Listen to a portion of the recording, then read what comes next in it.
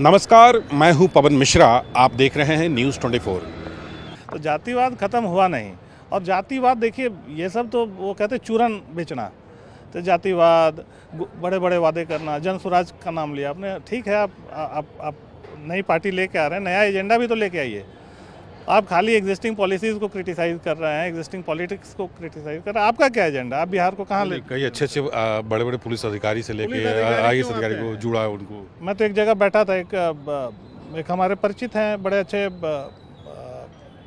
बड़ा अच्छा काम करते हैं, बड़े सक्षम आदमी। बताया कि जो IAS IPS बिहारी रिटायर होने लगता है, साल 2 साल 3 साल बचता है, वो जिंदगी भर मजा ले लिया। BRS लेकर के भी तो आए हैं। भाई VRS तभी ले लेता है कि चलो। अभी तो आनंद मिश्रा की 2011 बैच IPS आनंद मिश्रा ने भी ज्वाइन किया। हाँ तो ठीक है, वैसे एक्सेप्शंस हैं, वैसे तो तमिलनाडु। अब पूरे समीकरण की बात करें, क्या पूरे परिवार के साथ आप बैंगलोर शिफ्ट हो गए या आपका वोट अभी है, वोट देने आप जाते हैं? नहीं, वोट तो हमारा यही है साहब। अब तो यहाँ 21 साल से हैं, तो यहाँ के परिवार के सदस्य वहाँ हैं कि नहीं? हाँ, हमारे माँ बाबूजी वहीं पे हैं, हमारे चचेरे भाई, हमारा छोटा भाई है। तो मोह लगत हुई अपने कि माता पिताजी वहीं बड़ा अफसोस लागेला कि साथ में अभी उम्र में सेवा ना कर पाइला जा। लेकिन वो यहाँ नहीं आते हैं तो 1-2 महीने रहने के बाद फिर उनको अपने समाज में रहना है।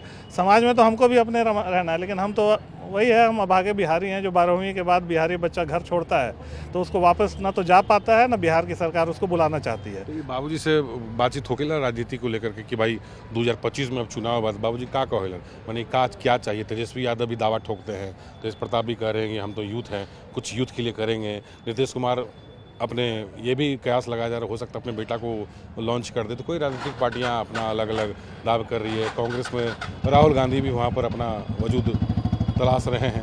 तो अगर हम इस बार के विधानसभा चुनाव की बात करते हैं तो क्या आप अपने परिवार वालों से जब बात करते हैं तो क्या वो बोलते हैं? देखिए, हम लोग के परिवारवाद और उस समय का जो 90s का जो दौर देखा है जिन्होंने भी, उनके मन में तो सबसे अच्छा है कि चलिए कानून व्यवस्था तो कम से कम ठीक है। अभी ठीक है कानून व्यवस्था? 90s से कंपेयर करें तो ज़रूर अच्छा है। और उनके मन में डर है कि अभी फिर से अगर एक पर्टिकुलर पार्टी को वोट दिया या वो पर्टिकुलर पार्टी आएगी तो फिर से कानून व्यवस्था कहीं वैसा ना हो जाए। लेकिन सवाल है कि आइडिया और भी जो है, प्रोग्रेसिव आइडिया किसी भी पार्टी के पास नहीं है। BJP हो, JDU। जिन आप जो बता रहे हैं कानून व्यवस्था की आप बता रहे हैं, तो जिन जिन पर आरोप लगा कि ये कानून की इन्होंने धज्जियाँ उड़ाया, वो तो विधायक बन जाते हैं, विधायक बनकर हैं, कोई सांसद भी बन जाता है। तो कैसे आप कह सकते हैं कि इन्होंने कानून व्यवस्था का बिगाड़ा? क्योंकि चुनकर तो वो पब्लिक के बीच से ही आ रहे हैं ना, पब्लिक उनको वोट दे रही है, पब्लिक तो उनको अपराधी नहीं मान रही है। पब्लिक अपराधी अगर नहीं मानती तो फिर से सरकार में होते ना। वो सरकार में तो कभी अपने बल पे आ नहीं पाए जिन्होंने बिहार में कानून व्यवस्था की धज्जियाँ उड़ाई। वर्तमान सरकार में भी कई ऐसे लोग हैं जिन पर सर हाँ, वो तो है, वो तो हमेशा होता है। वैसे लोग जीतते भी हैं ऑन एंड ऑफ। तो खैर उसमें तो हमको नहीं जाना चाहिए क्या परमुटेशन कॉम्बिनेशन है, कैसे जीत जाते हैं, क्या क्या करते हैं, क्या क्या नहीं करते हैं, किनको वोट देने देते हैं, किनको वोट नहीं देते। मैं अपने कैमरा पर्सन नितिन कुमार को बोलूँगा कि पूरा जो है ये ट्रंक एरिया है सेंट जोस चर्च रोड है, जरा एक बार पूरे कैमरा यहाँ पर घुमाएं और देखें कि यहाँ की क्या हालात है और कैसे लोग यहाँ पर हैं। और सवाल हमारा लगातार जारी है, हम ये भी सवाल करेंगे कि ये सालों से जब यहाँ पर रह रहे हैं तो जो माइग्रेट जो बिहारी हैं उनके लिए ये क्या करते हैं और क्या उनको ये बताते हैं कि भाई अब तुम चलो, जो बिहार ही चलते हैं, उद्योग धंधा वहाँ पर स्थापित करते हैं। सरकार से आपने सरकार से क्या पहल किया कि हम यहाँ पर एक बड़ा उद्योग लगाना चाहते हैं, आपके द्वारा मदद चाहिए, इस तरह की मदद? क्योंकि अडानी अब कई बड़ी कंपनियां ने इंटरेस्ट लिया है बिहार में। सर अडानी ने लिया होगा, हम लोग को तो कोई पूछता भी नहीं। हम जाएं तो किसके पास जाएं? हम चाहे भी तो हम किसको अप्रोच करें? Is there any mechanism? कोई मैकेनिज्म हो कि ठीक है, जो बिहार में उद्योग धंधा लगाना चाहते हैं वो आए, सिंगल विंडो क्लियरेंस देंगे हम, ये उनके लिए हमारे पास इंसेंटिव है, ये इंफ्रास्ट्रक्चर डेवलप करके देंगे। कहीं पे कुछ अगर ऐसा आपको पता हो, आप तो पत्रकार हैं, तो बताएं। कोई अगर बिहारी चाहे भी है कि बिहार में कुछ उद्योग का सृजन, कुछ छोटा छोटा काम तो बिहार सरकार भी कर सकती है। स्किल डेवलपमेंट छोटा सा, अगर सोचिए कि जीन्स बनाने का ही छोटा छोटा, मैंने देखा था कि कोई बेचारा एक आध मजदूर जो कोरोना के टाइम पे गया था वहाँ जाके उसने सेटअप किया, उसको थोड़ा लार्ज स्केल पे कर सकता है।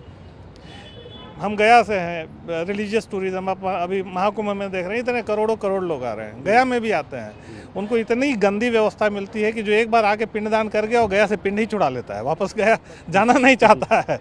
बोध गया में इतने इंटरनेशनल टूरिस्ट आते हैं।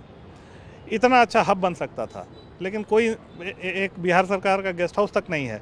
तो बिहार सरकार से तो हम बड़े नाउमीद हैं, बड़े दुखी होकर कहते हैं कि बड़े ही नाउमीद हो चुके हैं। बहुत उम्मीद से हम लोग तो 98 से उम्मीद लगा के बैठे थे, और हम वी आर प्राउड बिहारीज। हम लोग यहाँ पे कभी लिट्टी चोखा का प्रोग्राम करते हैं, कभी आपस में मिलते हैं, तो वी कीप मीटिंग, ऐसी बातें, कभी होली मिलन करते हैं। ये बताइए अपने के का कर्नाटका सरकार जो अपने सोचत नहीं सब व्यवस्था अपने के दिले बा। कर्नाटक देखिए डेवलप स्टेट बा फॉर वन रीज़न और द अदर, और जब से हम लोग देख रहे हैं तब से तो ये बड़ा डेवलप स्टेट बा। एरिया इंडस्ट्रियल पार्क बा, यहाँ रोड है, इंफ्रास्ट्रक्चर, यहाँ टैलेंट है, यहाँ पे लोग हैं। अगर आप कोई भी आप आज सेमीकंडक्टर का भी प्लांट लगाना चाहे तो बेंगलोर में आपको मिल जाएगा। लेकिन बिहार में आप एक फूड प्रोसेसिंग यूनिट भी लगाएंगे तो आपको शायद क्वालिटी चेक करने वाला बंदा नहीं मिले, फ्लोर मैनेजर नहीं मिले, कोई एक्सपीरियंस बंदा आपको बिहार में रहेगा नहीं ना, वो तो कहीं दूसरी जगह बैठा, वहाँ से आपको लाना पड़ेगा। तो इसीलिए ऐसा नहीं कि कर्नाटक, अब हो सकता है फर्स्ट मूवर एडवांटेज हो। तमिलनाडु में आप जाइए, एकदम हार्डकोर इंडस्ट्रियलाइज स्टेट है, वहाँ पे भी पॉलिटिकल करप्शन है, वहाँ पे भी क्रिमिनल्स, जैसा आपने बोला, चुनाव जीत जाते हैं। लेकिन कुछ ना कुछ तो उसकी सरकार इंडस्ट्री को इंसेंटिवाइज करने के लिए, अभी देखिए एरो शो हो रहा था तो यहाँ DK Shivakumar, Congress irrespective of being a BJP government, Rajnath Singh ji के साथ मिलकर बोला कि आप लोग आइए यहाँ पे उद्योग धंधा लगाइए, हम आपको इंसेंटिव देंगे। तो यहाँ की सरकार तो इतना करती। यूपी में एक कॉरिडोर बन गया जो बीमारू स्टेट था, राजस्थान बढ़ गया, मध्य प्रदेश बढ़ गया, बिहार वहीं का वहीं है और वहीं का वहीं रहेगा, क्योंकि इनका एजेंडा है कि बिहार को बढ़ने नहीं देना है। कुछ लोग ऐसा जानते हैं, इनका एजेंडा जो पॉलिटिकल जो पावर में है बिहार में, वो चाहते ही नहीं है कि बिहार के लोग पढ़े और पढ़े लिखे लोग बिहार में रहे, क्योंकि जिस दिन पढ़े लिखे लोग वापस बिहार में आ गए, बिहार के साथ ब्रेन ड्रेन हो गया। बिहार का सबसे बड़ा प्रॉब्लम है, बिहार से ब्रेन ड्रेन हो गया है। जिस दिन वो ब्रेनी लोग, सक्षम लोग वापस बिहार आएंगे तो जो आज सत्ता में कुर्सी पे बैठे हैं उनकी सत्ता उखड़ जाएगी। इसलिए वो चाहते नहीं हैं कि बिहार शिक्षित हो, समृद्ध हो और सक्षम हो।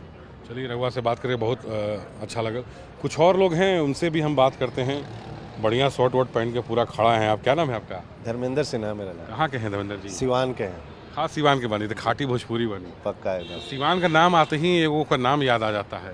हाँ, पूर्व सांसद शहाबुद्दीन नाम तो याद आता है। हाँ। काफ़ी नाम और बदनाम दोनों कह सकते हैं। आप कब से बेंगलोर में हैं यहाँ, और क्या आप करते हैं वो दर्शकों को बताइए। अब बिहार आप छोड़कर यहाँ क्या कर रहे हैं? ग्रेजुएशन करने के बाद मैं महाराजगंज से ग्रेजुएशन किया था।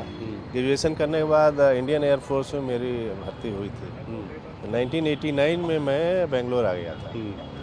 उसके बाद हैदराबाद, वापस तो आप पटना भी जा सकते थे।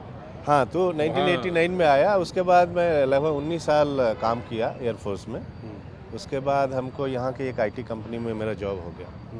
तब से मैं 2008 से यहाँ की एक आईटी कंपनी में जॉब करता हूँ, आईटी प्रोफेशनल हूँ। और बिहार मेरे दिल में बसता है, सिवान मेरे दिल में है, और सिवान की पल पल की खबर मेरे पास रहती है। पल पल की खबर रहती है। और कैसी खबरें बताएंगे हमारे दर्शकों को? जैसे कोई भी वहाँ पे डेवलपमेंट से रिलेटेड है, डेवलपमेंट के रिलेटेड इशूज हैं, कोई सड़क है जिससे ज़्यादा लोग पीड़ित हैं, हम भी उसके लिए कैंपेन करते हैं। सोशल मीडिया पे मैं एक्टिव रहता हूँ, जो भी समय मिलता है मैं फेसबुक और ट्विटर के। बताइए, अपने सब परिवार के साथ बेंगलुरु शिफ्ट हो गई नहीं या वहाँ बा महाराजगंज में कोनो बा वहाँ पे? अभी हमार माँ पिताजी गांव में ही बड़े, गांव में हमारा पूरा अच्छा सेटअप बा। और यहाँ हम जॉब करते नहीं तो बानी है, बच्चा लोग भी यहाँ पढ़ाई करला से जॉब करता, तो ये हिसाब से अभी हम बेंगलोर में बने। बेंगलोर हमारा कोनो फाइनल डेस्टिनेशन नहीं है। हमार पटना में भी हमारा सेटलमेंट बा, और सिवान में अपन सारा कुछ बा, जमीन जायदाद, घर परिवार।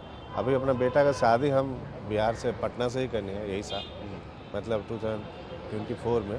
तो वो तो हमार बढ़ले बा, हमार पूंजी जौन बात उन बिहार ही बा।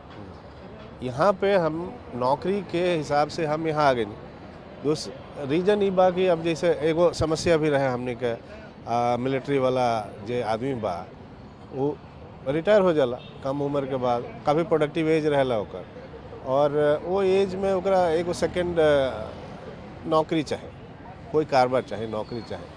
तो वो नौकरी के चक्कर में तो बिहार में, दूसरे राज्यों में तो रिजर्वेशन है, एक सर्विसमैन के लिए रिजर्वेशन है। बिहार में कोई रिजर्वेशन नहीं है।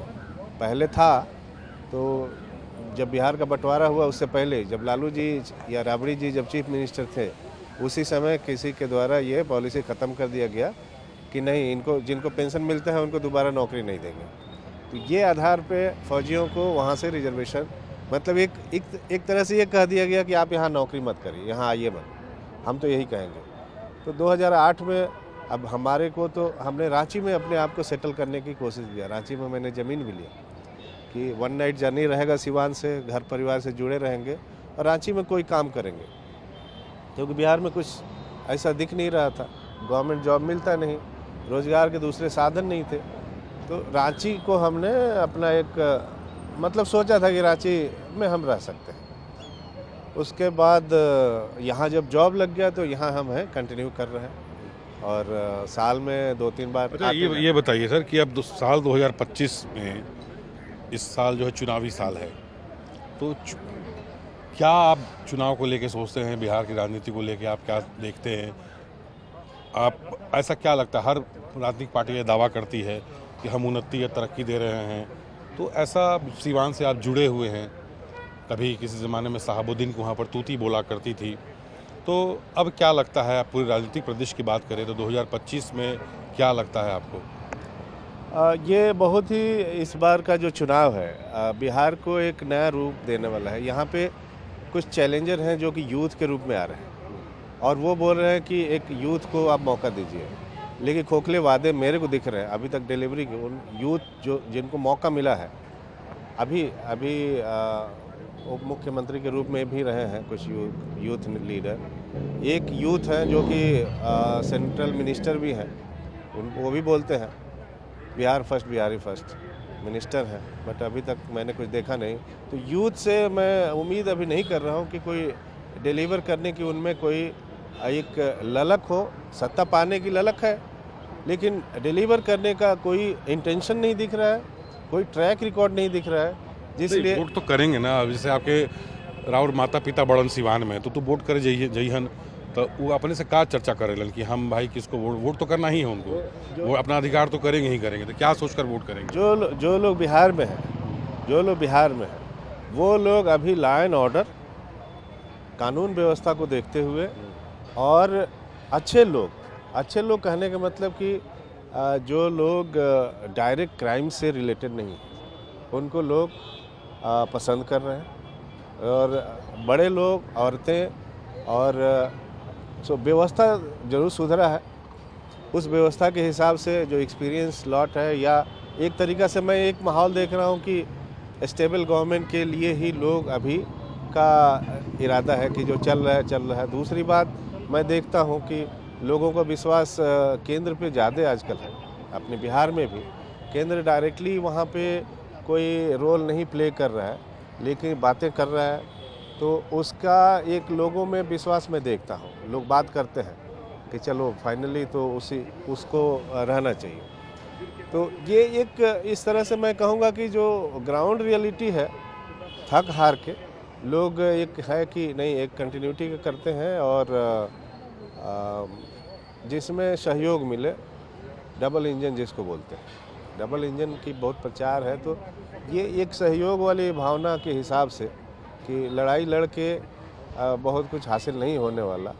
और दूसरी बात कि बीच में जो सरकारें आई थी, मौका ऐसा नहीं है कि मौका बिहार की जनता या जो पॉलिटिकल कॉम्बिनेशन थे उन्होंने मौका नहीं दिया, मौका मिला।